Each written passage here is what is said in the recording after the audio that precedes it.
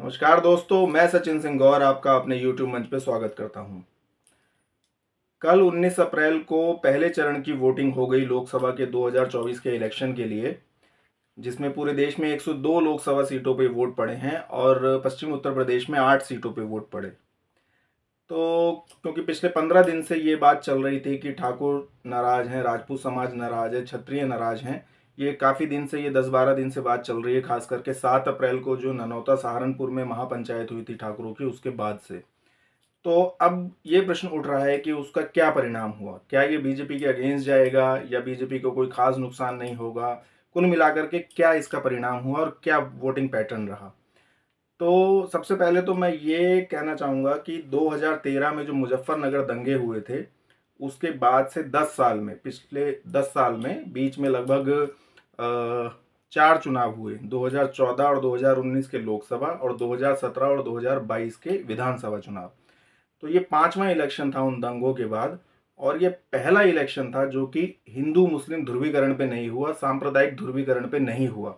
नहीं तो 2014 तो जस्ट बाद में हुआ था 2013 के, तो उसमें तो बहुत हैवी सांप्रदायिक ध्रुवीकरण था, हिंदू मुस्लिम तनाव का बहुत ज़बरदस्त माहौल था पूरे पश्चिम उत्तर प्रदेश में। तो उसी लाइन पे हुआ था वो 2017 के विधानसभा चुनावों में भी उसका असर पूरा था। 2019 में असर कुछ कम हुआ था, लेकिन था। लेकिन एयर स्ट्राइक और पुलवामा के कारण वो सांप्रदायिक माहौल बना हुआ था, तो हिंदू वोटर टर्नआउट बहुत ज़्यादा था इन सभी इलेक्शंस में।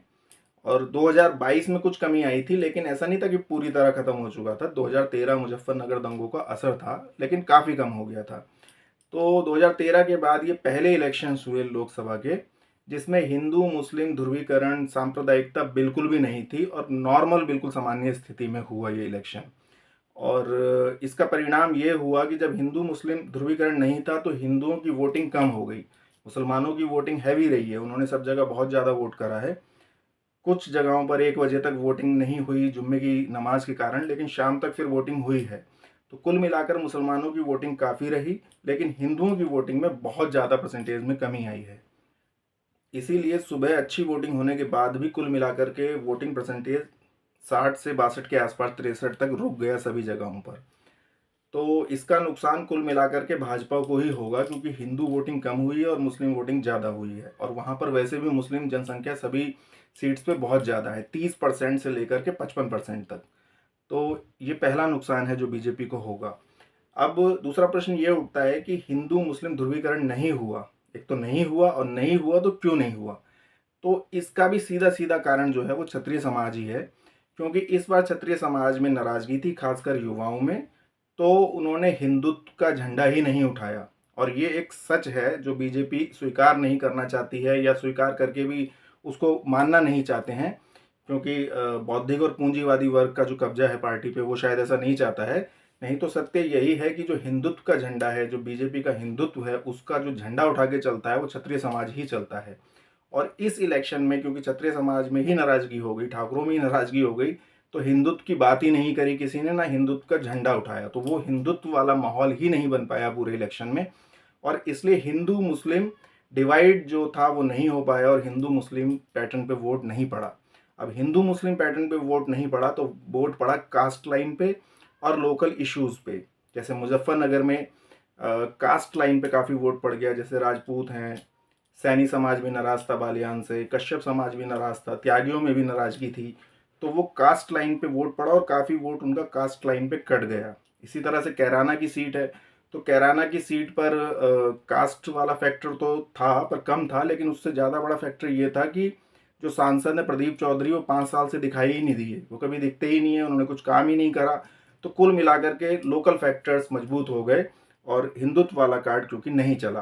तो ये हिंदुत्व वाला जो कार्ड नहीं चला, तो इसका कारण भी क्षत्रिय समाज के युवा ही थे जो कि इस बार नाराज थे। तो पहला नुकसान तो ठाकुरों की नाराजगी का बीजेपी को यही हो गया कि वोटिंग जो है वो नॉर्मल तरीके से हो गई, और उसको सीधा सीधा खामियाजा भुगतना पड़ा।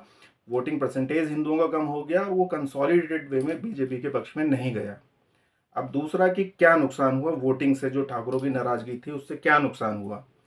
तो मुख्य रूप से ये जो महापंचायतें वगैरह हुई और ये राजपूत समाज की नाराजगी की बात है, तो 3 सीटों पर थी, सहारनपुर, मुजफ्फरनगर और कैराना पे। तो जो पहली बड़ी पंचायत हुई थी 7 अप्रैल को, ननौता सहारनपुर में हुई थी, लेकिन बाद में इसका एपी सेंटर जो है वो मुजफ्फरनगर बन गया, खास करके सरधना सीट, सोम चौबीसी जो है। तो जो वोटिंग हुई है यहाँ पे ठाकुरों की, वो 3 भागों में बट करके हुई है। एक वो लोग जिन्होंने बीजेपी के अगेंस्ट जाके वोट डाला है, जो कि खास करके युवा वर्ग है, आप मानिए 40 से नीचे के जो लोग हैं। एक वो वर्ग जो कि परंपरागत रूप से बीजेपी को बहुत लंबे समय से वोट देता आ रहा है, तो वो इस स्थिति में भी बीजेपी के साथ ही गए। तो ये 50, 55, 60 और उससे ऊपर के लोग हैं। और दूसरा एक वर्ग है जो कि बीजेपी को वोट करना चाहता था या बीजेपी को वोट करता रहा है, लेकिन इस बार वो बीजेपी को वोट नहीं कर सकता था, क्योंकि वो अपने समाज के साथ गया, पंचायतों में गया और वहाँ पर प्रतिज्ञा ले ली उसने कि वो वोट नहीं करेगा। तो उन्होंने बॉयकॉट ही कर दिया इलेक्शन का, मतलब वो वोट डालने ही नहीं गए, जिससे कि उनकी प्रतिज्ञा भी रह गई कि बीजेपी को वोट नहीं करेंगे, और किसी और को, साइकिल को या किसी और को वो वोट नहीं डालना चाहते थे, वो भी नहीं डाला। तो इस तरह से 3 लाइन पे ये वोट बढ़ गए ठाकुरों के। लेकिन जो बड़ा चंक है वो वही है जो कि बीजेपी के अगेंस्ट गया है, तीनों ही सीटों पे, चाहे सहारनपुर हो, चाहे मुजफ्फरनगर हो, चाहे कैराना हो। और जो वोट नहीं डाल के आए हैं वो भी बीजेपी का ही नुकसान है, क्योंकि राजपूत समाज का बीजेपी को लगभग 95-98% वोट मिलता है।